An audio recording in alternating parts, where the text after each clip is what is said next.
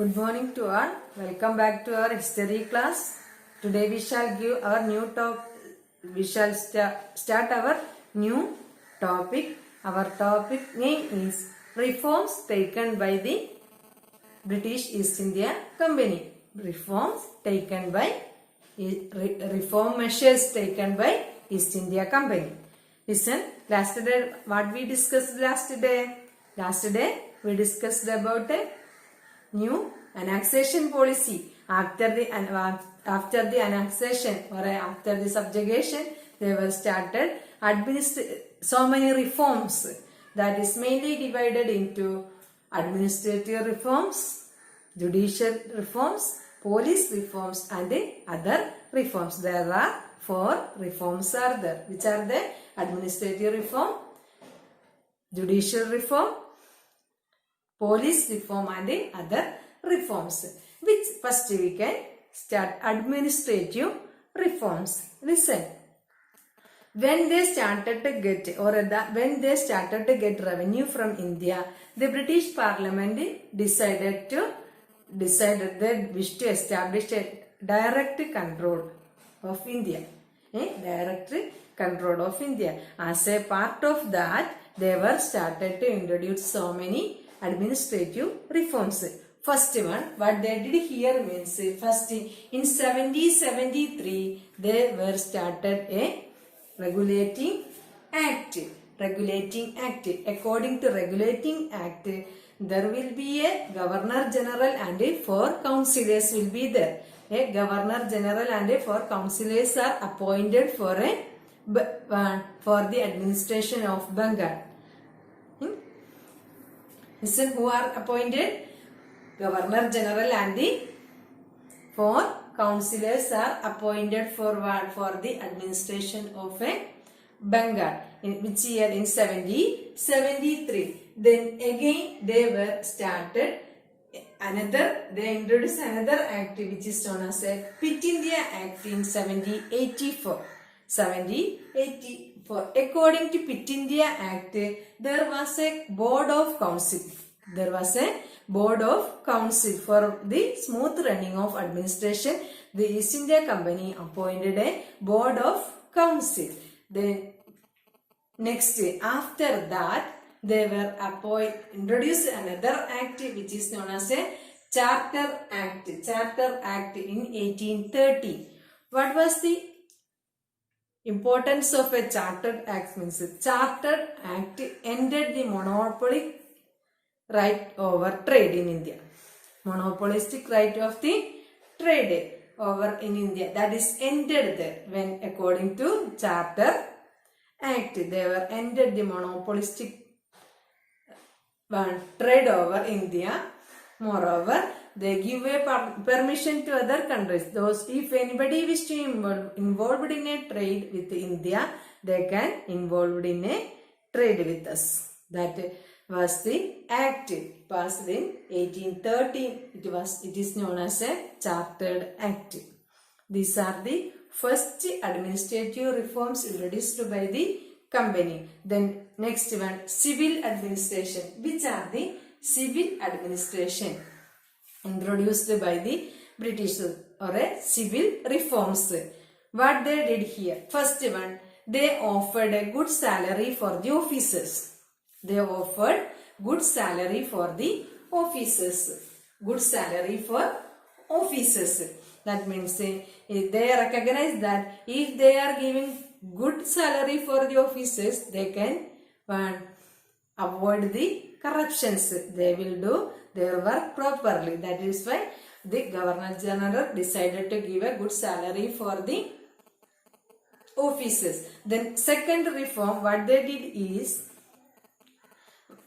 listen, they give appointment will be based on the merit of a citizen, merit of a person. That means if anybody want to appoint as an officer or a civil servant, it will be based on what? It will be based on the merit of that person. Merit of that person. That give a good opportunity for Indians. When they introduce such a reform, it was beneficial for Indian Indians, many of them got a civil servant job. That was a good indicator for Indians, because on the basis of merit of a person, they are giving the job opportunity. That was good. That was behind that attitude also there was a hidden agenda.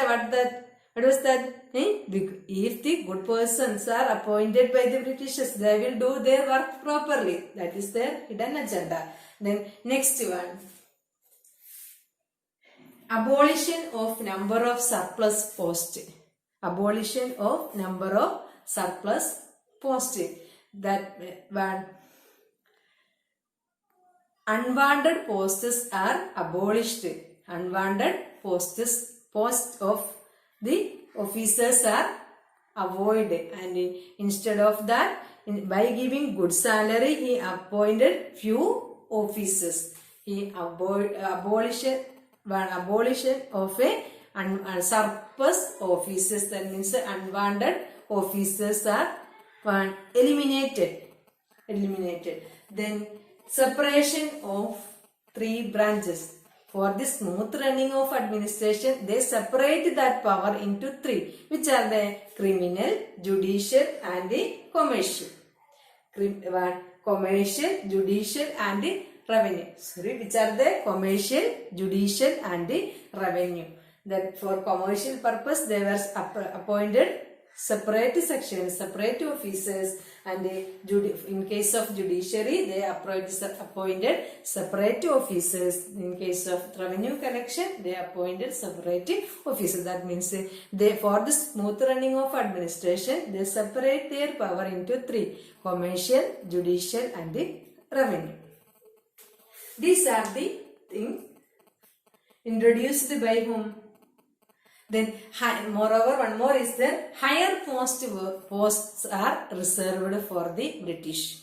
All the higher posts are reserved for the Britishers. Then, assistant post will be given to whom? Given to natives, that means Indians. All the higher posts are handled by whom? Britishers. These are the civil administrative reforms introduced by the Britishers in India. Then, is it clear to you? Can we move to next? Next one, judicial reforms. They divide, for this one smooth implementation of a judiciary, they divided our judiciary into 2, which are the civil and the criminal court of appeal. They introduced the civil and the criminal court of appeal. They appointed that 2 officers, Sardar Divani and the Sardar Nizamat, which is headed by the Governor General. Sardar Divani and the Sardar Nizamat. Divani means related to revenue, Nizamat means related to judiciary. Then they were appointed. Who will be the head of Sardar Divani and Sardar Nizamat? Governor General will be head of the Sardar Divani and Sardar Nizamat. Then they were introduced for provincial court. Provincial court also established. One is from Calcutta, Patna, Murshidabad, and Dhaka. In these areas they were established provincial court. That helps to resolve the problem very fast. They can resolve the problem very fast because of that provincial court. Is it clear to you? Judicial system. Then moreover, how they implemented the punishment, or how they followed the rules and regulations. In case of a criminal affair or in case of a crime, they followed the Shariat law.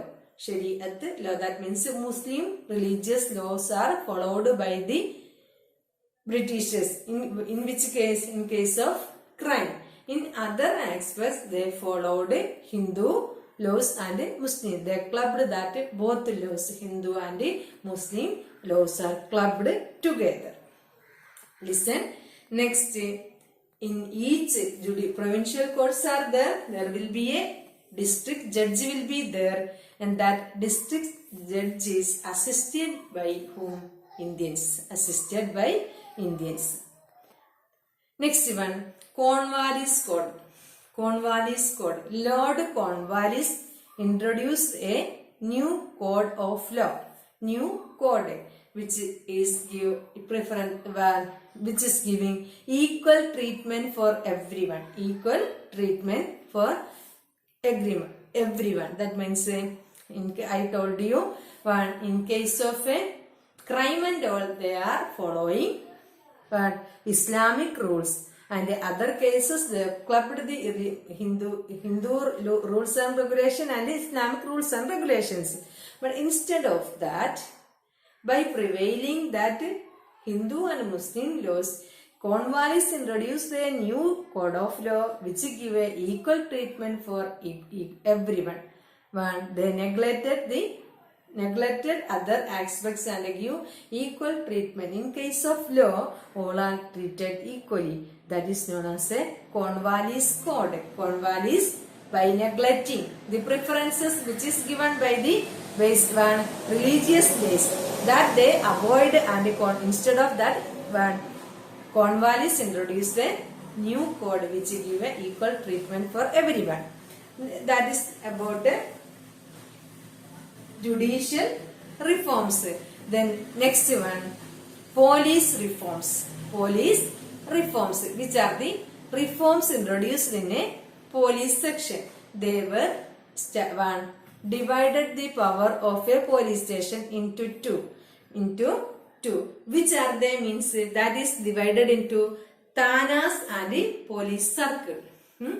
District judge was the head of a Thanas and the police circle. It will be the radius of a Thanas. That means it will become 20 miles. 20 miles. Within 20 miles there will be a Thanas or a police circle.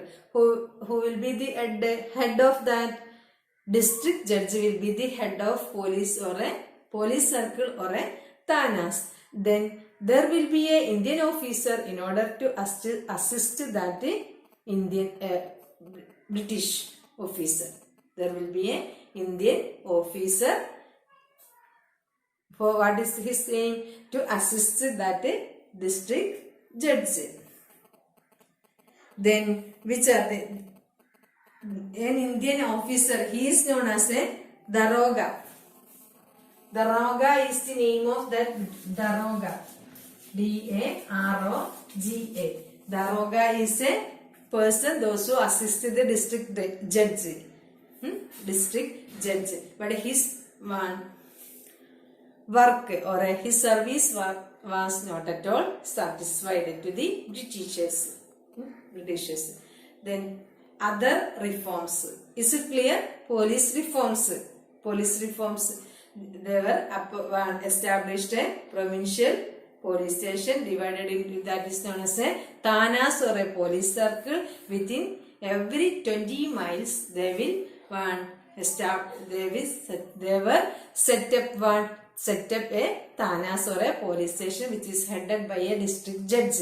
Then there will be an Indian officer in order to assist the district judge. He is known as a Daroga. Then which are the other reforms? Other reforms introduced by the Britishers.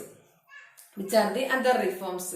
First, they give a good treatment towards, give a good treatment or a fair treatment, fair practice towards our weavers. Increased the remuneration of the laborers. Increase the remuneration of the laborers. They had a good treatment towards whom? Towards Indian weavers. Then eradicate the blames and abuses. Eradicate the blames and abuses. Then they set up a board of trade. A board of trade was set up by the Britishers. Eradicate the blames and abuses. Then a good treatment towards the Indian weavers. They increase the remuneration of the laborers. These are the other reforms introduced by the Britishers. Listen, now we discussed about the reforms undertaken by whom? Britishers. Administrative reforms are there, judicial reforms are there, police reforms and other reforms are there. Is it clear to you? I hope all concepts are clear to you. If you have any doubt, you can call me. That's all. Have a nice day. Thank you.